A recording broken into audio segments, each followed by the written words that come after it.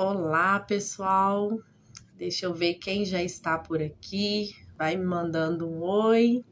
A nossa live hoje, né, gente, sobre perícia, um outro assunto tão importante. Giovanni já está chegando.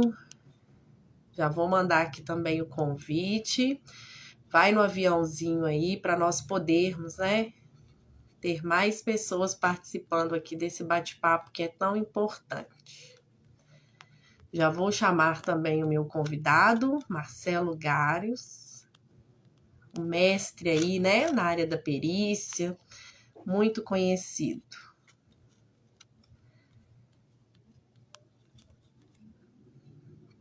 Olá. Deixa eu ver se o Garios já está por aqui. Está sim. Só deixar ele aceitar. Tudo bem com vocês? Olá, Garios. Tô tentando Beleza? ajudar. Tudo bom? Joia. Tudo Deixa eu me tranquilo. ajeitar aqui também. Ô, Aí, agora tá bom. Tá me ouvindo direitinho? muito bem, muito som, o som tá muito Ah, bom. E aí, o meu, tá tranquilo? tranquilo. Aí, acho que Então, agora beleza, tá. beleza. E vou ajeitar a câmera. Uhum. Deixa eu ver aqui, ó. Nós já temos bastante pessoas Gente, liga essa entrando. luz aqui, Lúcia. É? Ó, nós estamos aqui, ó, bastante Ficou melhor. pessoas. Ótimo. Eu acho que a gente já pode dar início, né? Não sei, eu sei que manda. Sou seu estagiário. Ah, que prazer, que honra. Pessoal, sejam bem-vindos ao nosso bate-papo.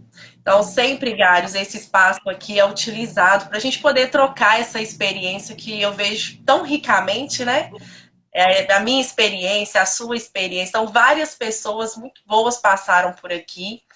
E eu confesso para você que quando eu divulguei a nossa live, eu tive um retorno assim fenomenal, sabe? Fantástico. Ah, o Gário, muito conhecido, com certeza irei participar, né? Então seja bem-vindo também a esse espaço, viu? Ok. E vou deixar você se apresentar, né? Para quem não te conhece aqui, que está presente na nossa live, poder conhecer você também um pouquinho. Ok. Boa noite, né? Eu também, Gleice, eu sou dessa filosofia, né? Eu falo muito nas minhas palestras, nas aulas, se eu te dou R$ 1 e você me dá R$ 1, cada um ficou com R$ 1. Mas se eu te dou uma ideia e você me dá uma ideia ou um conhecimento, cada um ficou com dois conhecimentos. Então, essa interação ela é muito importante, principalmente na nossa área, né, de segurança e medicina do trabalho, porque a gente tem uma carência de consultas técnicas, né? E então essa troca de informação, troca de experiência, ela é muito importante, né? E a gente nunca sabe, a partir do momento que eu acredito que eu já sei tudo, eu paro de aprender, né? Então, se a gente voltar em qualquer filosofia, qualquer raiz, nós vamos ver, né? O conhecimento, o aprendizado, ele é a vida inteira, todo instante. A partir do momento que eu me sinto conhecedor de alguma coisa ou dono da verdade, eu paro de aprender, né? E aí eu estaciono. Então, esses encontros, eu procuro participar de todos os congressos, participar dos encontros, lives agora na pandemia, né? Essa é uma coisa boa que a pandemia trouxe para a gente. Então, é um prazer muito grande estar aqui e sempre que precisar, pode convidar a gente, que nós estamos aí para trocar informações. Tá? Eu sou engenheiro de segurança do trabalho, desde 88 nós formamos e já trabalhamos com essa parte de perícias na área trabalhista, né? E sou advogado também e temos uma empresa, né, de perícias na área de segurança e medicina do trabalho. E estamos aí aprendendo todos os dias, né?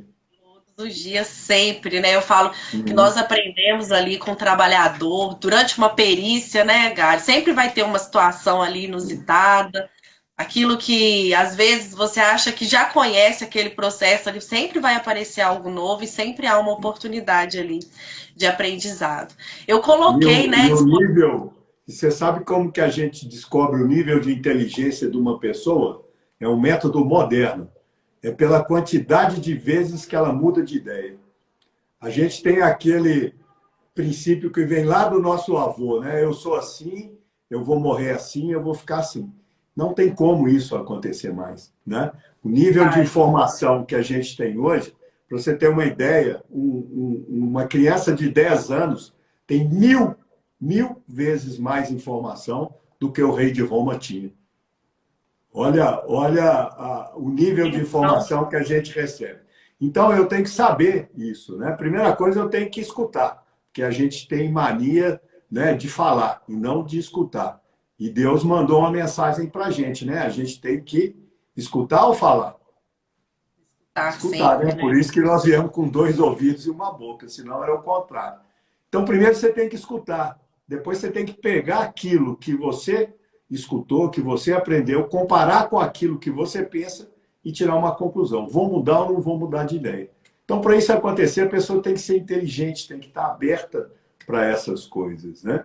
E a evolução da vida, ela passa pelo conhecimento, né? Nós temos três estágios, né? Que é o estágio animal, que a gente vive, né? Nós, como homem, vivemos como uma ameba, como qualquer outro animal, que é sobreviver e manter a espécie, né? Da melhor forma possível. O conhecimento nos diferencia dos demais. E depois do conhecimento, a gente passa para a sabedoria, que é a essência mesmo da vida, né? Então, o conhecimento, ele é um dos estágios de crescimento. Então, a gente tem que estar sempre aberto para isso, né?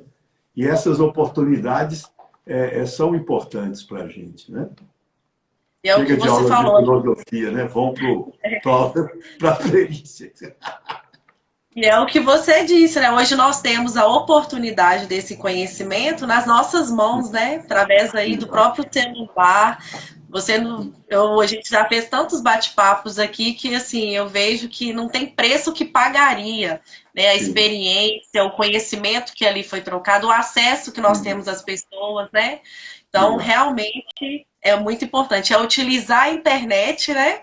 De uma Uhum. forma aí para aprendizagem mesmo. Isso, E aí eu isso. coloquei, né, uma caixinha Uhum. disponível para o pessoal que tivesse interesse de deixar ali uma dúvida a Uhum. respeito do nosso tema, que é perícia, que, Certo. como se diz, acontece todos os dias, né, Uhum. em várias empresas, constantemente, e muitos profissionais têm dúvida. Como receber uma perícia, né? Qual é a postura ali da empresa ou até mesmo do próprio perito? Quais são Uhum. os quesitos, né, que norteiam aí uma perícia? E aí eu tive Sim. uma pergunta, né? O que consiste em uma perícia? É. O que acontece, né? A gente tem que voltar lá no início dessa perícia, que é um processo, né? Dentro do processo, o juiz ele tem uma função, né? Qual é a função do juiz dentro de um processo? Ele tem que descobrir a verdade real. Existe a verdade do autor, né? No caso trabalhista, o reclamante, existe a verdade do réu, no caso do trabalho, a reclamada. Então, existem essas duas verdades. O papel do juiz é descobrir a verdade real. Para ele descobrir essa verdade real, ele precisa formar o convencimento dele, para que ele decida.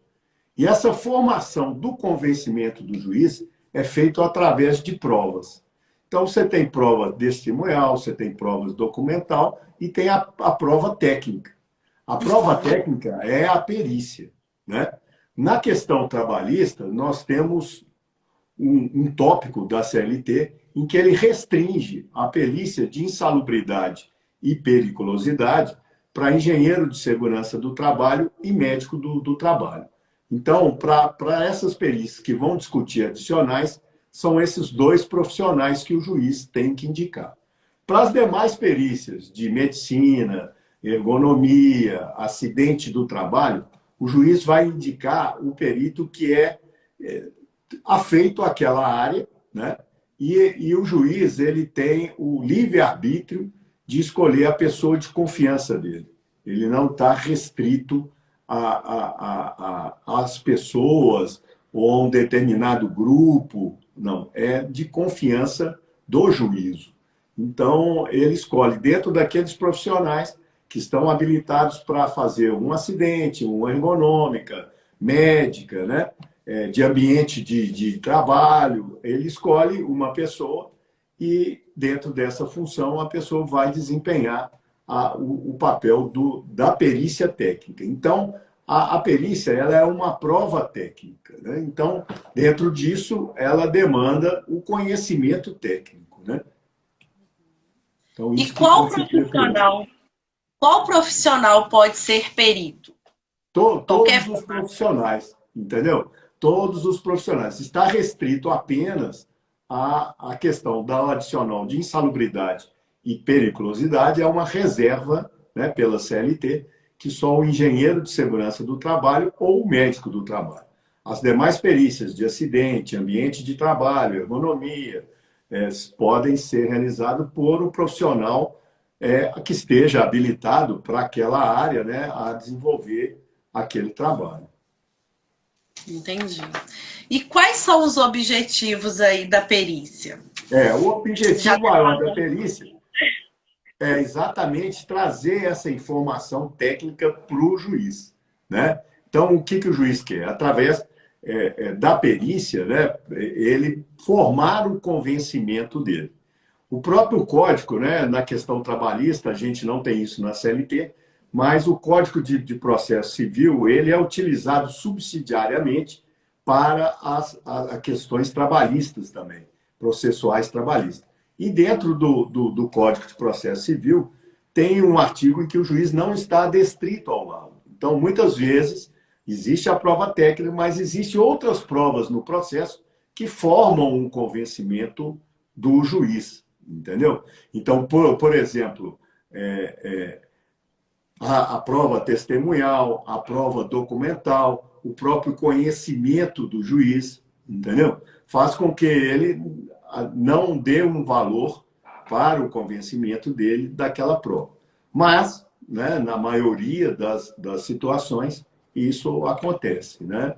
A prova traz um convencimento para o juiz e o juiz se apoia naquela prova para fazer a sentença dele. Ok? Então, por exemplo, uma questão ergonômica, né? Então, vai um profissional lá na empresa e vai determinar as questões, por exemplo, de postura de trabalho, né? Vamos ser mais objetivos. Então, nessa questão, com certeza, o juiz não tem um conhecimento, né? E não vai ser uma prova testemunhal que vai falar que ele está numa postura ideal ou não, adequada ou não, né? Então, a base da prova é essa, né? E aí demanda esse conhecimento técnico, é o que eu falo, né? O que eu preciso para ser perito, né? Eu tenho que ter duas situações que se exigem, né? Primeiro, um conhecimento técnico para descobrir a verdade.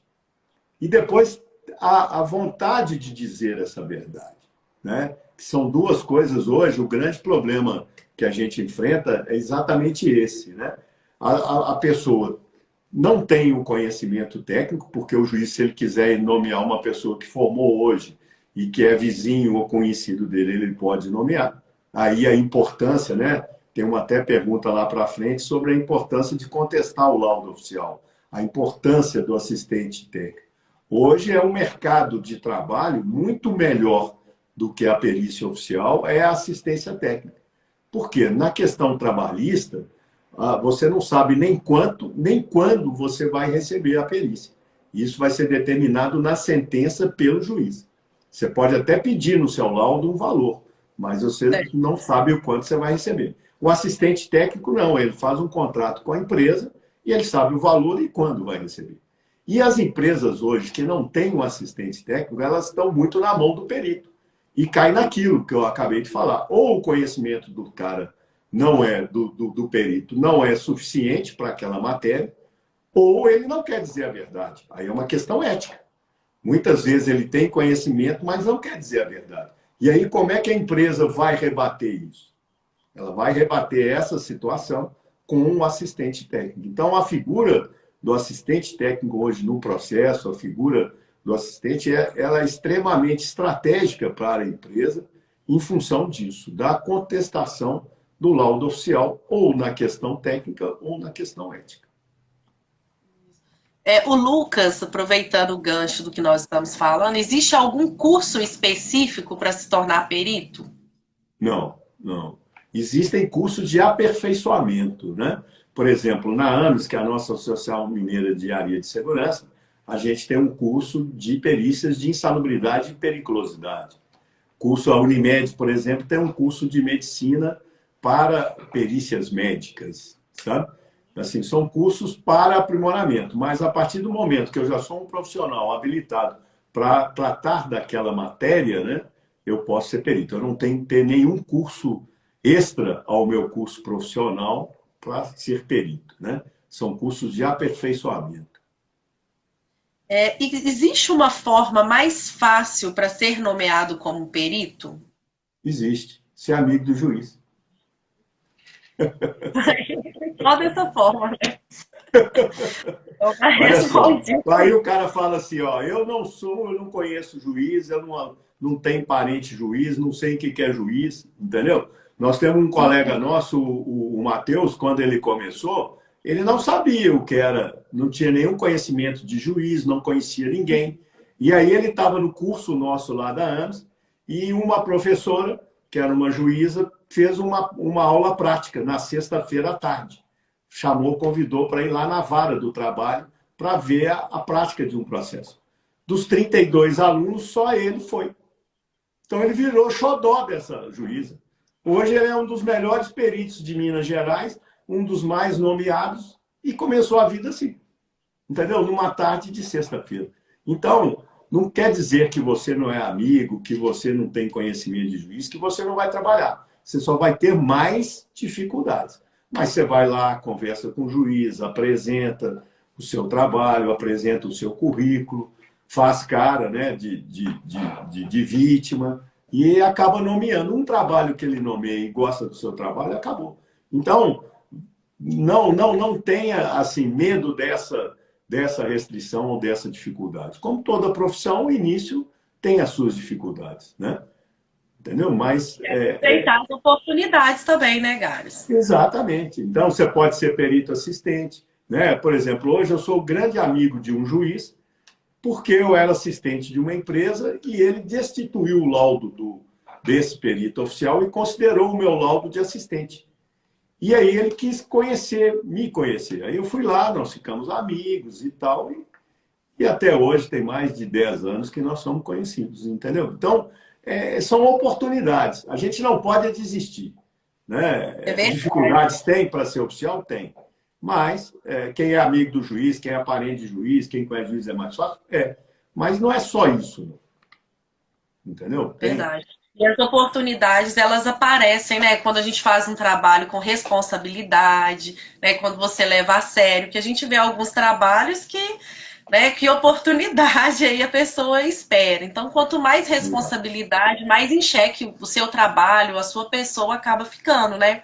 Aqui mesmo na nossa live, né, o Alexandre Nazaré, que foi seu aluno, José Antônio. Então, tem várias pessoas aí que eu conheço que são, assim, excelentes profissionais e foram seus alunos. Sim. Não, eu acho que eles são bons profissionais por causa disso. Aí, tá vendo? Também. Ainda mais se for atleticano, então. Se for atleticano, aí é o melhor profissional. Essa turma é toda atleticana, eu nunca vi isso, gente. Isso mesmo, isso mesmo. Aí é melhor profissional. É o seu único defeito, tá, Gário? Seu único defeito. Mas essa questão de perícia, ela é muito, muito técnica, sabe? Então, é o que eu falo, nada mais técnico do que uma boa teoria. Então, você tem que estudar, você tem que se concentrar, que a oportunidade vai aparecer. E ficar insistindo, a gente não pode desistir. Porque uma coisa é você sonhar. Sonhar, você não sai do lugar. Você tem que pensar, você tem que ter um pensamento positivo naquilo, focar naquilo e ação. Aí a coisa acontece. O sonho, você fica estático. E as pessoas têm muito disso, Marcelo, eu não conheço juiz nenhum, isso é muito difícil. Quantas vezes meus alunos lá, o cara pergunta uma coisa da norma, eu falo, a NR9 fala isso, a NR15 no anexo 3 fala isso. Aí um dia a menina virou e falou assim, Marcelo, eu vou desistir que eu nunca vou estar igual você. Eu falei, com certeza que você deve desistir. Só porque você está pensando isso. Quanto tempo que você está com a NR na mão? Ela falou, meia hora. Pois é, eu tenho 38 anos. Como é que você quer ter o mesmo conhecimento de meia hora com 38 anos? Então, é degrau por degrau, degrau por degrau. Mas a gente não pode desistir. A gente tem que ter aquele pensamento sempre voltado à boa técnica, à boa ética, que as coisas, as portas vão abrir, com certeza. Isso mesmo. Também concordo com você. Você, na sua experiência aí diária, né, com a perícia, qual que é a maior demanda? A área de saúde ou a área de segurança? Segurança. Segurança do trabalho tem uma demanda muito grande. E agora, com essa questão ergonômica, tem entrado no E-Social, tem entrado no PGR, isso deu um upgrade muito grande nessa questão ergonômica. As pessoas começaram a falar de ergonomia. Por quê? Isso. Era um mercado muito fechado, uma coisa muito restrita. As pessoas estavam navegando nessa área sem conhecimento. Então, você vê, por exemplo, vários programas que a gente pega posturas inadequadas, peso exagerado, trabalho acertado. Quer dizer, são coisas que são inerentes ao trabalho. Como é que um cara vai colocar um rodapé, um pedreiro? Aí tem lá, postura inadequada. Ué, então como é que nós vamos fazer? Entendeu? Então, são situações em que a gente tem que trabalhar tecnicamente, né? E para isso precisa do conhecimento. E a perícia, ela requer do perito esse conhecimento técnico. E o juiz, na demanda, quando a pessoa está com um problema, outro dia mesmo nós tivemos uma questão dessa, né? Uma lesão que estava, o médico identificou a lesão, mas não tinha o nexo causal com o trabalho. Quem é que ia determinar esse nexo causal com o trabalho? Uma perícia ergonômica. Entendeu? Então o juiz lançou mão da perícia ergonômica e a perícia ergonômica demonstrou o contrário, que tinha nexo, sim. Entenderam? A importância da perícia, que no momento atual ainda é pequeno, porque falta esse conhecimento. Muitas vezes a gente espera, por exemplo, do médico do trabalho que ele seja ergonomista. Não, isso não quer dizer que o médico do trabalho é ergonomista, ou do engenheiro de segurança é o ergonomista, entendeu? Ou o técnico de segurança, ou o fisioterapeuta. Como o profissional para ser ergonomista, ele tem que se formar ergonomista. Ele tem que ter o conhecimento, né? E aí ele vai colocar aquele conhecimento dele em prática. Então, muitas vezes, né, as pessoas ainda não estão atinando pouco para isso. E agora, eu acredito, com o E-Social e com o PGR, incluindo esse risco, né, o risco ergonômico, como um risco real, né, que ele sempre existiu, mas não estavam nos programas, né? E muita gente também, né, aquilo que você falou no início, Cleiton, muito importante, muitas pessoas se aventurando nisso, né? Então a gente vê, né, vários laudos, vários programas bem deficientes, né, que fazem mais mal do que o bem, né? Eu faço muita análise de acidente, né? E outro dia até para uma grande empresa eu falei, ó, esse análise de acidentes que vocês fizeram é mais danosa do que o próprio acidente. Vocês conseguiram fazer uma coisa pior que o acidente. Então, a técnica ela tem que estar em primeiro lugar, o profissional técnico, a valorização desse profissional, a valorização do trabalho, né? E é através disso que a gente começa a apresentar, né, como uma coisa importante dentro da empresa, as questões de ergonomia, né? Nós lutamos anos para conseguir a questão de engenharia, de medicina, a partir do momento em que a gente falou a linguagem da empresa. Qual é a linguagem da empresa? Cifrão. Não adianta você falar coitadinho do empregado, ele vai ficar empenado, ele vai ficar com dor na coluna, ele vai produzir menos, ele vai ter mais números de erros. Não, isso custa quanto? Então, esse número de erros, esse absenteísmo, essa precoce que ele vai parar a atividade laboral dele, isso tudo transformar isso na linguagem da empresa. Qual é? Cifrão. Verdade. E uma coisa que eu vejo também como assistente técnica, né, de perícias ergonômicas, é quando você vai analisar ali o que foi colocado nos autos, né? Eu Uhum. falo assim, a perícia, ela começa antes de existir o processo ali, porque se a empresa ela não procura fazer ali as suas documentações com esse olhar técnico, né, com um profissional, ele acha que está ali resolvendo um problema para atender a norma, mas esse documento ele vai ir para o E-Social, ele pode passar para o Ministério do Trabalho, até ele chegar aí numa ação trabalhista, numa perícia. Então, se você começou mal lá atrás, né? Aí fica muito complicado. Às vezes a gente pega umas documentações e fala, poxa, o que a gente vai fazer aqui, né? É. É muito complicado. A própria Eu, empresa eu, mostrou ali, tá horrível. isso. Eu fiz 5 anos de direito e aprendi uma coisa: ninguém nem precisa fazer.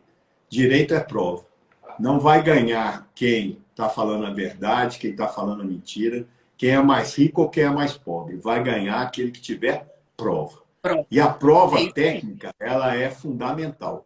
Então, isso que você falou, um programa bem feito de ergonomia, um exame ergonômico, um prontuário médico, isso tudo tem mecanismos, né, que são feitos através dessa colocação, né, eu até estava vendo no seu site aí aquele negócio da lixadeira, aquele braço. Quer dizer, coisa Sim. sensacional, né? Sensacional. Aquilo ali, além de prevenir o dano à pessoa, aquilo aumenta a produção absurdamente, né? Porque ele vai fazer muito menos força e vai trabalhar muito mais rápido. E Então, ainda a gente está evitando acidente, né? isso, isso. Então, essas coisas essa visão é que tem que acontecer. Essa visão é que tem que mudar. Então, a prova, ela começa lá no programa. Quando você coloca aquelas provas, muitas vezes, né, nós somos consultados e eu falo, não põe isso aqui não. Você está fazendo prova contra você mesmo. Até a Constituição fala isso, que você não precisa, né? É obrigado a fazer prova contra você mesmo. Um PPRA mal feito, um levantamento ergonômico mal feito, um PCMSO mal feito, a falta de uma ficha de EPI. Né? Uma ficha de EPI vale mais do que o EPI. Né? Um abafador hoje vale R$ 12. Uma falta de uma ficha vale R$ 8.500, que é uma insalubridade por 5 anos. Entendeu? Verdade. Então, essa questão da prova, essa questão dos programas, de você estar preparado, ela é importantíssima. Né? E até porque o próprio perito ali, que o juiz indicou, às vezes ele não conhece aquele ramo de atividade a fundo, né? Com Tem certeza. certas atividades, por exemplo, produção de panela de alumínio. A gente sabe ali que fiz o levantamento, quem acompanhou, né, acompanha o processo, Uhum. sabe que tem riscos que são inerentes, mas às vezes o perito já vai chegar ali e falar, meu Deus, vai um morrer aqui, né? É. Olha que situação, ele já tem uma E- certa visão ali inicial da atividade que pode tendenciar, né, para um laudo Sim, ali negativo para a empresa. isso mesmo, isso Então, mesmo. você estar resguardado com uma boa prova é o que vai fazer a diferença, né? E vai fazer Porque é você ganhar o processo, ganhar ou perder o processo, entendeu? E isso essas aí. discussões, elas são muito importantes. E isso também vai passar pelas que você acabou de falar. O perito oficial vai lá, ele vai dar um laudo dentro do conhecimento e da experiência dele, que pode ser muito menor do que o do assistente técnico que está acompanhando e que conhece aquela atividade. Então, na hora que você vai contestar o laudo, na hora que você vai fazer essas coisas, vão acontecer. Né? Por exemplo, nós tivemos agora recentemente uma sentença de um hospital dando grau médio e que nós revertemos essa questão dentro do parâmetro técnico legal. Entendeu? Então, o juiz, na hora que ele leu aquilo, leu o laudo e viu que a questão técnica, que um auxiliar administrativo não faz a parte técnica. E a insalubridade, ela está dizendo do corpo técnico, do cuidado médico, né? Então, da técnica de enfermagem, da enfermeira, do médico, do contato com o paciente, de lidar com a doença, né? E como nós estamos na era do micróbio, tanto o nosso judiciário, né, como o executivo, nós estamos vivendo o micróbio. O micróbio está pairando pelo ar. E veio a pandemia, né, para criar esse medo na gente também, né? O medo real, né? Porque nós vimos várias pessoas morrer, várias pessoas. Por quê? Por não cumprimento do procedimento, não utilização de máscara, a questão de higiene, a questão de procedimentos, né? E isso tudo é importantíssimo na hora que você está falando do trabalho. Então, o procedimento, a forma de trabalho, a postura, o equipamento de proteção coletivo, o individual, o procedimento administrativo, isso é que vão determinar um adoecimento ou não daquele empregado. Quer que seja psicologicamente, quer que seja fisicamente, né? É verdade. Você já até falou, né? O laudo de um perito oficial, ele pode ser contestado? Sim, sim. É aquilo que eu volto a dizer, ninguém é dono da verdade. A partir do momento que eu achar que eu sou o dono da verdade, eu paro de aprender. Eu aprendi isso com um juiz do trabalho, né? Quando eu fui mudar um laudo, né? O Rodrigo Seff me convenceu de um parâmetro que eu estava trabalhando errado. Eu fui, mudei o meu parecer e fui lá no juiz falar com o juiz, ó, agora em diante eu vou passar a dar periculosidade para as pessoas que sobem no poste. Aí ele falou assim, ô Marcelo, qual a novidade?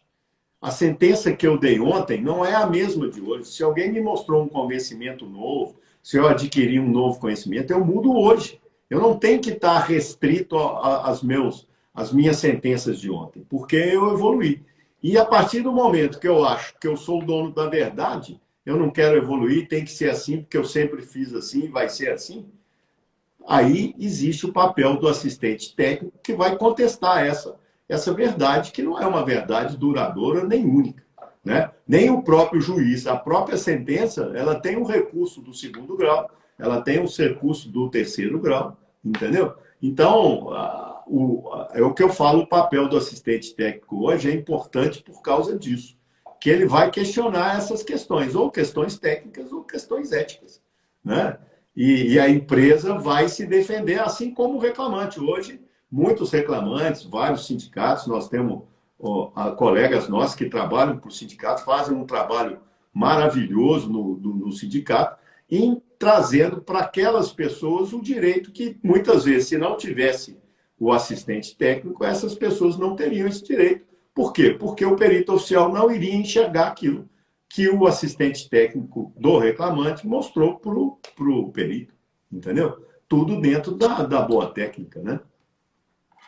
E caso uma das partes, né, não concorde ali com o resultado do perito, pode haver uma segunda perícia? O juiz ele pode designar novamente Sim, uma nova isso aí perícia? está determinado tanto na CLT como no Código de Processo Civil. O juiz, não contente com aquela perícia, ele pode fazer uma nova perícia ou pode se ater ao laudo do assistente, entendeu? Ele tem essas duas alternativas. Isso são situações que acontecem muito poucas. A maioria das vezes, o juiz segue o laudo do perito, ou senão ele não dentro do processo, ele não fica adestrito à conclusão do perito. Para se fazer uma segunda perícia ou utilizar um laudo de um assistente técnico já é uma coisa mais ocasional, não é uma coisa muito comum, mas está previsto em lei e pode acontecer. Eu já vi umas 10 vezes, 20 vezes nesse 38 anos aí de profissão. O Jairo fez uma perguntinha aqui para você, ó, Marcelo, boa noite. Qual a consequência do exercício de um trabalho em condições de insalubridade acima dos limites de tolerância estabelecidos pelo Ministério do Trabalho? Você tem várias questões, né? Primeiro, você tem a questão a própria administrativa, né? O Ministério Público do Trabalho, ele não permite nenhuma atividade acima dos limites de tolerância, né? Por isso que existe o EPC, a medida administrativa e a medida individual para exatamente proteger as pessoas, né? A gente vê isso muito com a questão do agente biológico, né? Existe hoje uma tendência de dizer que não existe EPI para agente biológico. Se não existisse EPI para agente biológico, nós não estaríamos usando máscara, não estaríamos usando luvas, né? E nós teríamos uma porção de pessoas contaminadas. Por quê? Ao entrar num hospital, a atividade de qualquer pessoa no hospital é inerente o agente biológico, né? Como eu entrar numa indústria, é inerente o ruído. né? Como entrar numa decapagem, está inerente os astros, as bases, né? Então, esses riscos, eles começam por aí. Você não pode, a pessoa não pode trabalhar numa situação insalubre, né? Que seria essa situação que está acima do limite de tolerância, né? O Ministério Público do Trabalho também, ele vai na empresa, vai abrir um inquérito. Dentro desse inquérito, se a empresa não se adequar, ela vai abrir uma ação civil pública e vai determinar uma penalidade para a empresa sobre aquela situação que estava acima dos limites de tolerância, sem o controle, né, sem a neutralização, e determinar até uma multa. Nós temos a terceira via, que é a segunda via, que seria o judiciário, né? Que aí o judiciário hoje, ele também, né, na questão de insalubridade, na questão de doenças, na questão de dano moral, né? Hoje tem muitas ações em que a pessoa trabalha numa situação insalubre e ela, além do adicional de insalubridade, ela reivindica um dano moral pelaquela situação que ela está vivenciando. E a terceira é a questão previdenciária, né?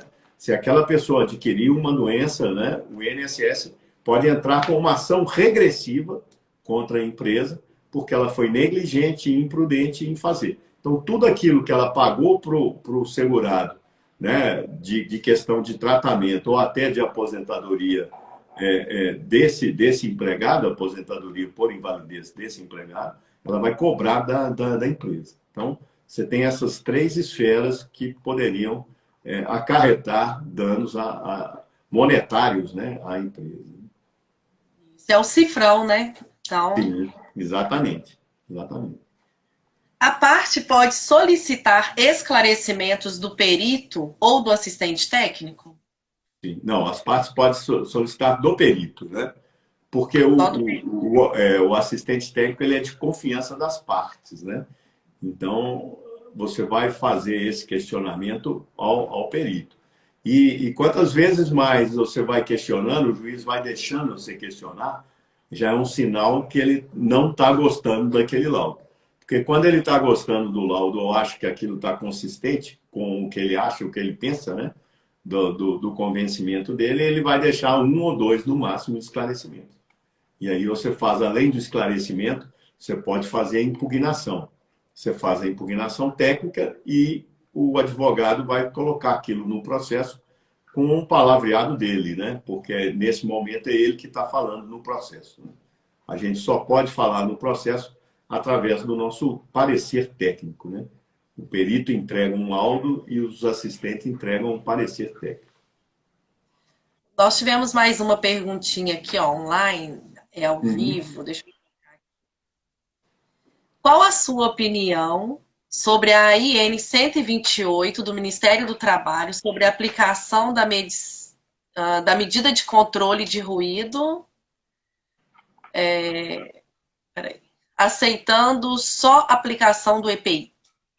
Aceitando só a aplicação do EPI, na verdade. Não, é porque nós tivemos na questão da previdenciário, né? Nós tivemos o Fux do Supremo Tribunal Federal, ele diz que o abafador não abafa, né? Então, todas as pessoas que estão expostas acima de 85 decibéis, elas vão aposentar especial, né? E isso aí é uma coisa política, né? Um irresponsável, vamos dizer assim, uma vez que quem vai pagar essa conta? Somos nós, toda a população, todo mundo que paga o INSS vai pagar esse custo para dizer que o abafador não abafa. Se o abafador não abafasse, nós estaríamos aí uma legião de surdos, né? Se o creme de proteção não protegesse a mão do trabalhador, nós teríamos pessoas com problemas, né, de pele, em questão de né, o próprio agente biológico, agente químico. Então, dizer que o EPI não neutraliza, dizer que a medida de administrativa ou coletiva não neutraliza um agente, porque insalubridade significa o quê? Salubridade. Salubridade, saúde. E falta, né? Então, se eu tenho falta de saúde, se eu estou exposto a um agente que vai me dar problema, entre aspas, à minha saúde, a consequência da não utilização é a doença, né? Isso. Então, as Nós pessoas tivemos. confundem muito isso, ó, o adicional de insalubridade com o ambiente insalubre, né? O ambiente insalubre é todo aquele que vai prejudicar a sua saúde. O adicional de insalubridade, não, ele é um mecanismo puramente administrativo, uma monetização do risco, em que as pessoas, né, nos idos lá de 20, 30, bolaram isso para dominar a massa. Então, monetizou o risco. Ó, as empresas vão pagar esse tanto aqui, isso vai ser tão alto que as empresas vão corrigir. Só que foi ao contrário, ficou muito barato para corrigir. E o mundo inteiro acabou com isso e nós continuamos com isso. Aqui no Brasil, nós somos o único país no mundo que ainda continua com adicional de insalubridade.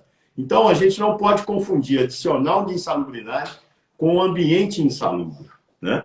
E a questão previdenciária, ela passa por isso, por um ambiente insalubre, por uma atividade insalubre, né?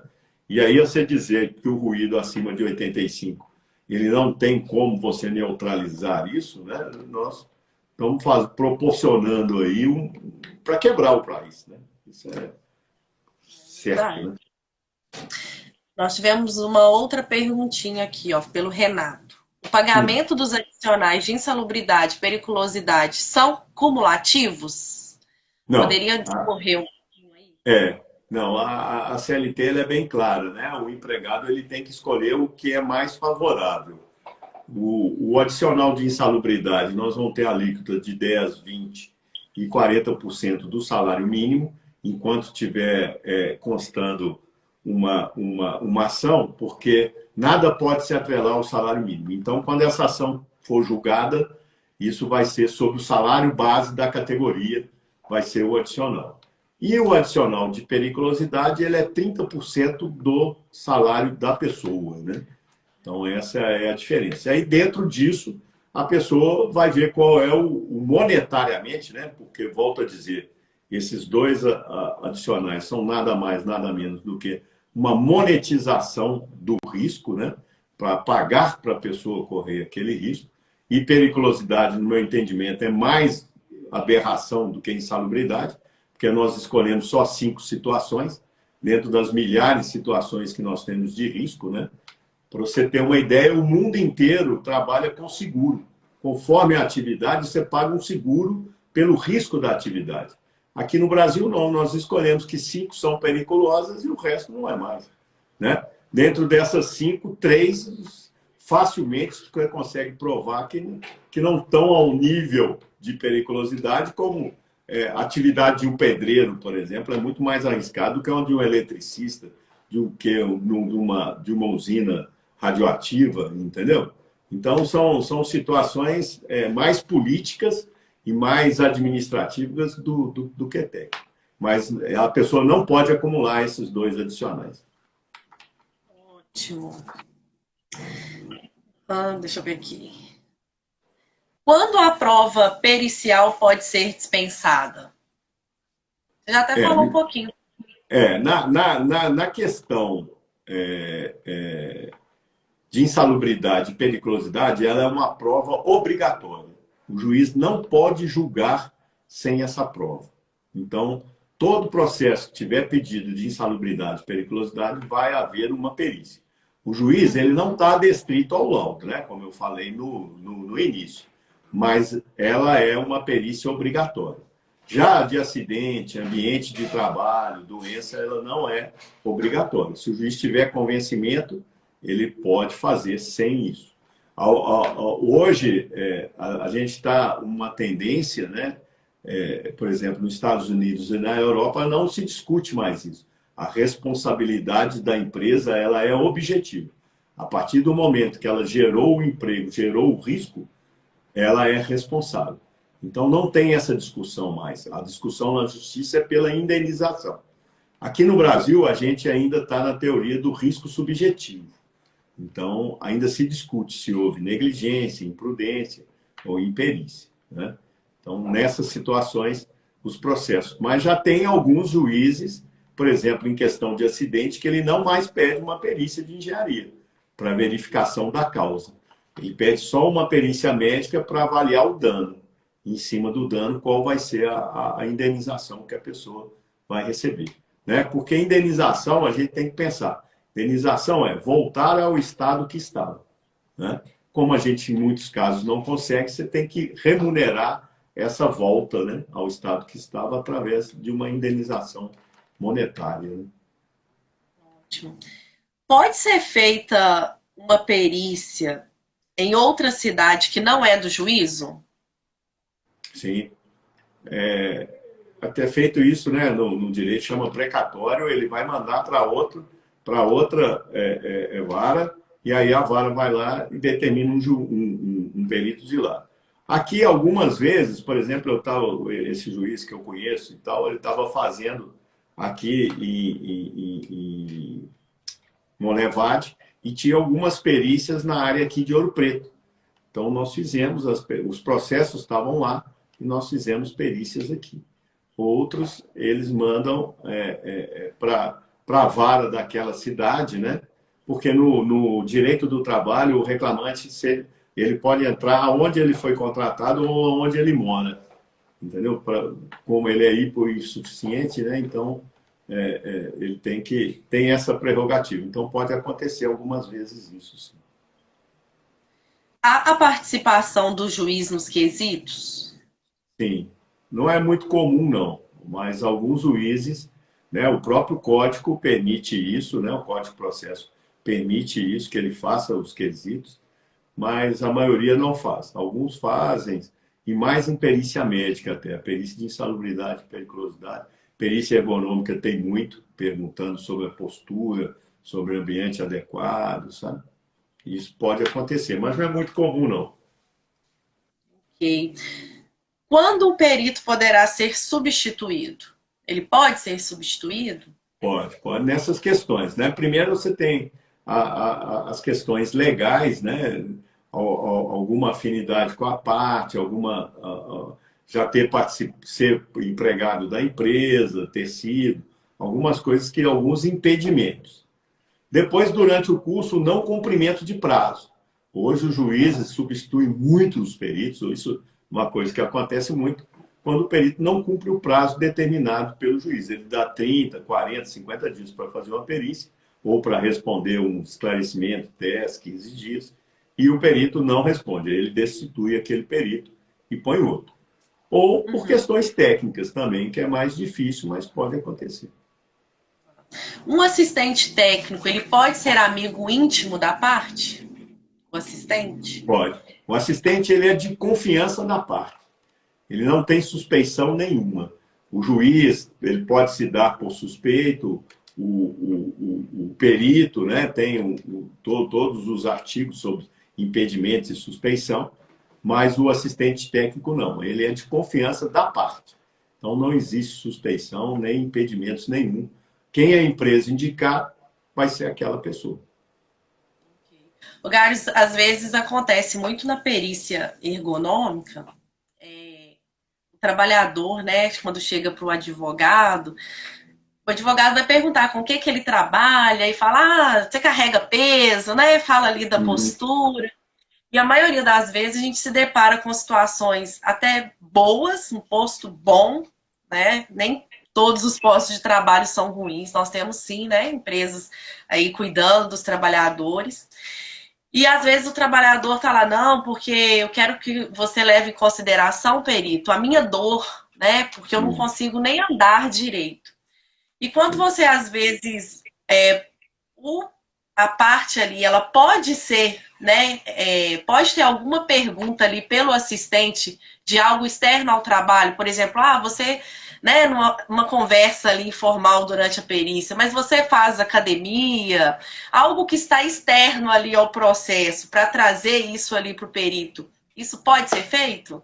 Isso Pode em pode algum ser. momento entrar até mesmo ali no laudo? Sim, sim.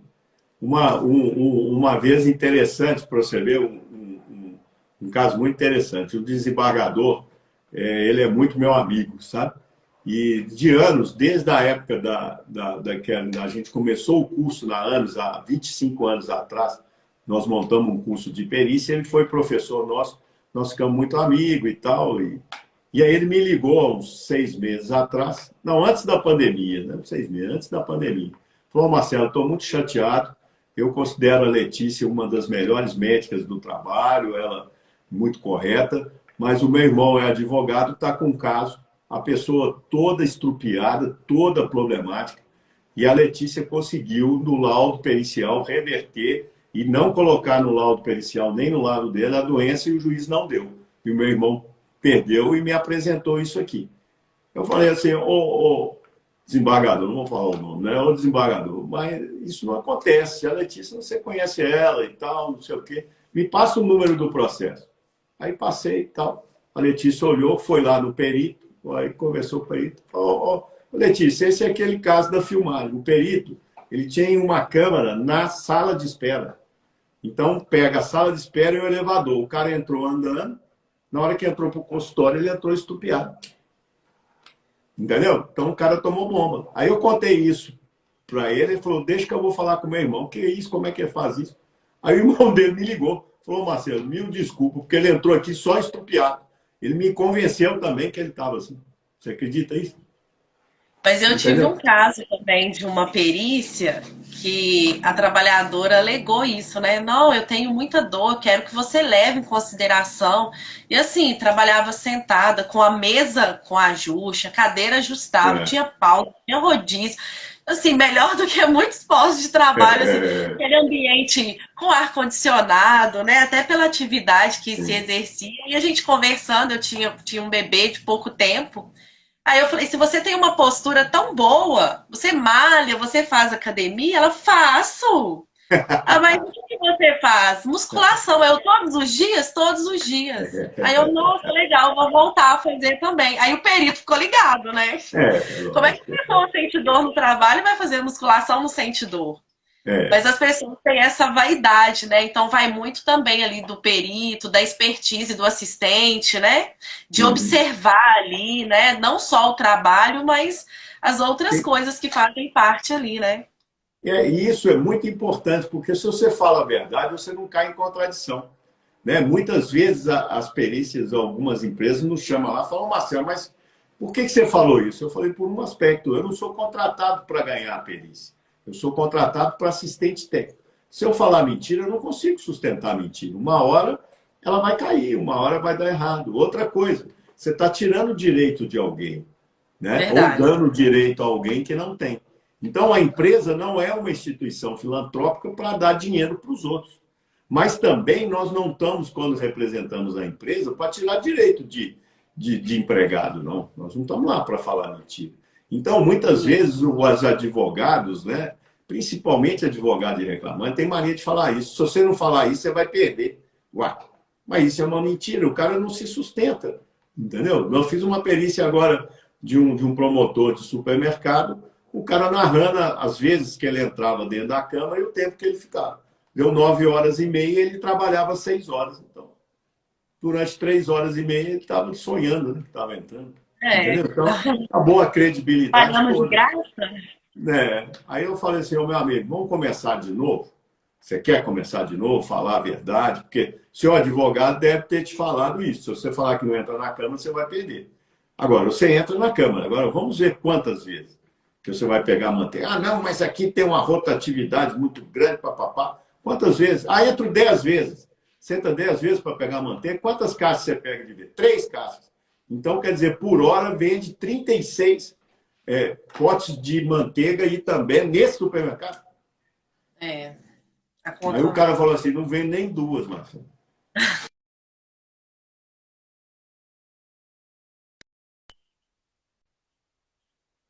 É a responsabilidade com a verdade, né? Exatamente. Tanto do lado das partes, né?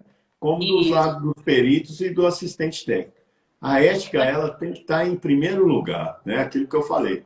O conhecimento de descobrir a verdade e a vontade de falar essa verdade. Gares, vou na última perguntinha aqui, já que nós, aliás, apareceram algumas aqui, hein? Mas nós já estamos chegando no final, né, gente? Nós vamos ter que ter outra live com o Gares. O advogado pode participar da perícia e realizando perguntas ao autor durante a diligência? Isso prejudica a diligência? Demais, né? Nós tinha uma época em que a gente não permitia. Aí os advogados começaram, o juiz, a determinar que porque o advogado tinha que acompanhar a parte. Só que ali é um momento técnico, não é uma audiência, né? Então, eu, como perito oficial, eu permito porque está lá na ata determinando que ele tem que acompanhar. Mas antes de começar a diligência, eu aviso para ele, ó, você não pode perguntar, você não pode falar. Quando a gente acabar a parte técnica, eu vou te dar a palavra, você fala o que quiser. Mas durante a diligência, você não pode falar nada, porque eles ficam induzindo o reclamante a falar as coisas que ele quer que ponha no processo. Entendeu? Só que ali não é uma audiência, a audiência é com eles. Alguém chama algum engenheiro, algum médico, algum fisioterapeuta, algum técnico, alguém para ir na audiência? Não, a audiência é advogado e juiz. Né? Então, uma perícia técnica tinha que ser assim. Mas tem, e o perito oficial tem que pôr esse limite. Senão vira uma audiência, sabe? É problemático. O Jales perguntou assim: o senhor poderia falar sobre a insalubridade para o agente biológico devido à limpeza de banheiro, no qual está sendo utilizado pelos peritos a súmula 448? Exato. Isso é o que eu acabei de falar. Nós estamos na era do micróbio pairando pelo ar. Então, o nosso judiciário ele está com um problema muito sério. Ele está se achando legislativo, né? Então, existe três poderes: o executivo, o legislativo e o judiciário. O judiciário está invadindo o legislativo, ele está fazendo, sabe? Então, na hora que ele fala que a limpeza de banheiro se equipara a uma coleta de lixo, com que parâmetro que um ministro, né, para fazer uma súmula dessa, ele tem para falar isso, né? E aí, tecnicamente, a gente vai pensar naquele cara coletando lixo e o outro limpando um banheiro, qual o similar dessa situação? Outra, qual a questão insalubre disso, né? Então, por exemplo, eu dou assistência a uma empresa que fazia limpeza do aeroporto, né, de Confins. Então, nós lá estávamos no banheiro, eu, o perito oficial, o reclamante, o encarregado, o empregado limpando e o cara utilizando. Então, nós éramos em 6, né? Por que o micróbio só vai pegar aquele cara? Entendeu? Ah, não, é porque ninguém estava trabalhando. Ele estava. Mas o que ele estava trabalhando? Ele está limpando? O micróbio está vindo, voando em cima dele? Ah, ele está pegando no xixi, no cocô com a mão? Não tem problema, você pode pegar.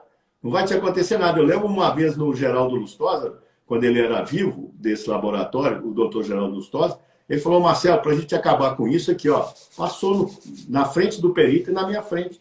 Não tem problema nenhum. O sangue, para você ter uma ideia, o sangue não transmite nada pelo ar. Ele vai transmitir se a sua pele se não tiver íntegra. Com a pele íntegra, você pode passar a mão e fazer isso. Então, por que se usa a luva? Para garantir que sua pele está íntegra. Se você tiver com a pele íntegra, você não precisa usar a luva. Então, o micróbio, nós estamos na fase do micróbio. Então, essa súmula, ela veio penalizar as empresas, né, e criar uma situação em que o perito não tem nada escrito na ANR. A ANR fala industrialização de lixo urbano e coleta de lixo urbano. Não fala nada de limpeza de banheiro, né? E, de repente, isso vem como uma norma. Ué, não está escrito na norma. Eu, por exemplo, como perito, né, eu não escrevo isso. Mas existem muitos juízes, e não são poucos, que chamam o perito e falam: se você não escrever isso, eu vou te substituir. Aí o cara escreve. Por quê? Porque mesmo se ele não escrever, o juiz vai dar também. Entendeu? Então, nós estamos tecnicamente errados, sendo forçado por uma questão legislativa de um poder que é judiciário, não é legislativo. Então, por exemplo, tem outra súmula que diz que o Sol não emite ultravioleta. Então, o ministro lá, ele aumentou a camada de ozônio, entendeu? Eles são tão poderosos que eles aumentaram a camada de ozônio e agora está filtrando o ultravioleta. E aí, na perícia, a gente tem que conviver com isso. Nós estamos discutindo isso, nós estamos brigando com isso. Aí fala assim, porque o judiciário, ele gosta de cliente. Então, ele faz uma súmula em que a súmula seja a mais aberta possível. Então, grande circulação. O que é grande circulação? Você tem outra súmula de periculosidade que fala tempo reduzido de exposição. O que é um tempo reduzido de exposição?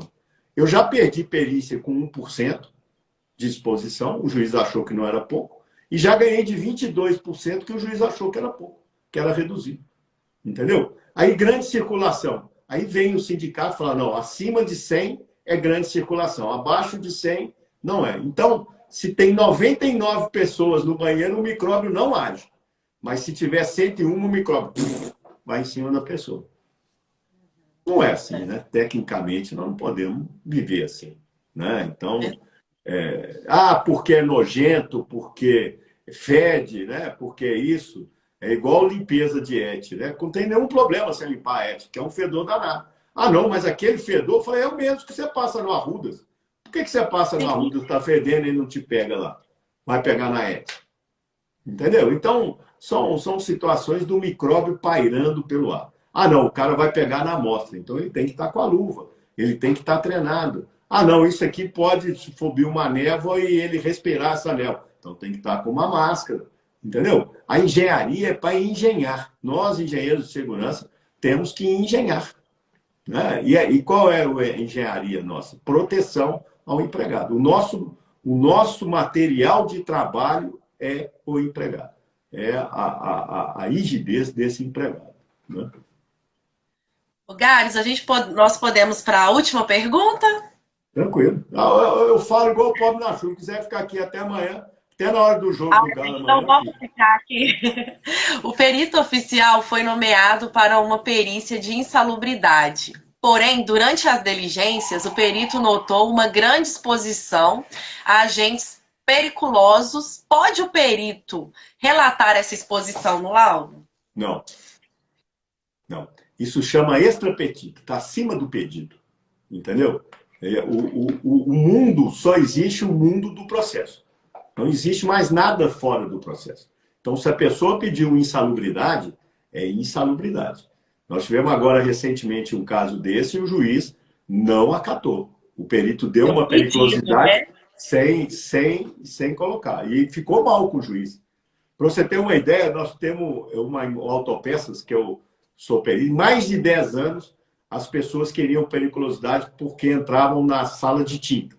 E ninguém entrava, só tinha um cara lá dentro com o cadeado e a gente mostrava. Desses 10 anos, todas as pessoas perderam. Nós fomos fazer a perícia, até com o Vônei, um grande amigo nosso. Fomos fazer a perícia lá dele, do cara que ficava lá dentro, que era o único que tinha o direito. Chegamos lá, o advogado só pediu insalubridade para ele. Eu não lembro. É o Vônei pedido, me mostrou isso, me mostrou no programa. Aqui, Marcelo, como é que eu vou fazer? Eu falei, vão eu e você chorar por ele, porque é o único que tinha direito. Não pediu. Não, chama extrapetito. O juiz não julga o que não está ali na petição inicial. É um extrapedido, não pode. Não pode. Garius, já sei que eu passei aqui do horário, né? Mas queria te agradecer imensamente por essa aula, né? Maravilhosa que você deu aqui pra gente. Fica meu convite aqui para as próximas, né? Quando você tiver disponibilidade, para todo mundo que participou aqui. Tenho certeza que foi um grande aprendizado. Tenha uma excelente noite, muito sucesso aí na sua caminhada, viu? Tenha a minha admiração, como tem aqui, acredito, de todos, tá todo mundo aqui elogiando, né, a nossa live. E você quer deixar aí um recadinho aqui? Eu vejo que tem muitos engenheiros de segurança, né? Estão lá fazendo a gestão nas empresas. Pode ser que daqui a pouco você está chegando lá com uma perícia ou para ser assistente, né? Tem um dever de casa aí para todo mundo. Isso. Primeiro, eu agradecer pela oportunidade, eu acho que é muito importante isso. E sempre que você vê o calendário, de tempos em tempos, a gente pode fazer com muito prazer, que eu acho que a gente troca essas informações. Cada dia eu aprendo mais. E a aula é o meu maior instrumento de aprendizado. Foi quando eu dei aula nas 3 universidades, tanto que a maioria foram meus alunos em função disso, que eu fiz questão de dar aula nas 3 escolas, e foi aonde eu mais aprendi com esse relacionamento. E nós, engenheiros de segurança, a gente se relaciona muito. Muitas vezes há conflitos, a gente discorda, pessoas xingam a gente xinga as pessoas, mas é o ponto de vista. E aí a gente vai discutir e vai evoluir, entendeu? Assim que a gente evolui. Ninguém é dono da verdade, ninguém sabe mais que o outro, não existe ninguém melhor ou pior que o outro, né? A gente está num processo de evolução, é aquilo que eu falei, a gente está no estágio 1 de sobrevivência e manutenção da espécie, né? E o nosso diferenciamento é o conhecimento. E depois do conhecimento, a sabedoria. Qual é a sabedoria? É essa unicidade, né, do homem. Enquanto a mão, ela não é diferente do pé, que não é diferente do corpo. Então, nós, seres humanos, somos um só. Se existe uma pessoa triste, se existe uma pessoa ignorante, se existe uma pessoa no escuro, nós também estamos. Nós não estamos tranquilos porque nós estamos no claro e o outro está no tranquilo, ou nós estamos alegres e o outro está triste, ou o outro é pobre, o outro é rico, ou é chato, ou não. Né? É essa essência que a gente tem que trazer para a nossa vida. E a vida profissional, quer queira, quer não, é o que liga a gente. Né? A gente está sendo ligado nesse momento pela questão profissional. Então, dentro da questão profissional, a gente pode aplicar isso também. Né?